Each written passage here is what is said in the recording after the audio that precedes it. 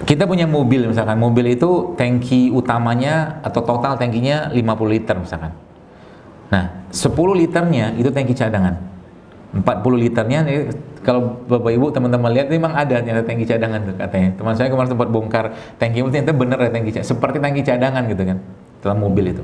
Nah, 50 liter totalnya. Nah, pertanyaannya bagaimana kita bisa mengakses ya, atau bagaimana kita bisa menggunakan tangki cadangan tadi? Catatannya apa? Misalkan Anda dari sini mau ke misalkan ke Sukabumi misalkan.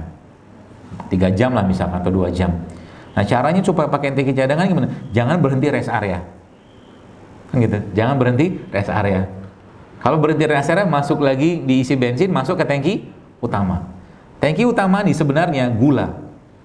Isi gula. Ya, gula dalam tubuh kita pernah saya jelaskan juga, kalau nggak kepake ujung-ujungnya jadi apa? Lemak. Gula, glikogen, lemak, gula, glikogen, gitu aja urutannya itu. Nah, pertanyaannya kalau gula yang masuk ini gula nggak sehat, contoh misalkan gini. Kalau kita minum ya, misalkan satu hari ada orang minum katakan 5 kali lah sehari itu dia makan gula pasir misalkan. Setiap jam waktu pertama, kedua, ketiga, 4, 5 gitu kan, setiap waktu itu dia makan katakanlah 5 atau 2 sendok makan gula pasir. Dengan orang pada waktu yang sama atau dengan kondisi yang sama 5 waktu tadi dia makan air tebu atau minum air tebu. 2 sendok gula pasir dan 2 sendok air tebu. Kenapa saya ngambil ilustrasi gula tebu atau air tebu? Karena gula pasir kan asal gula tebu. Dari tebu kan?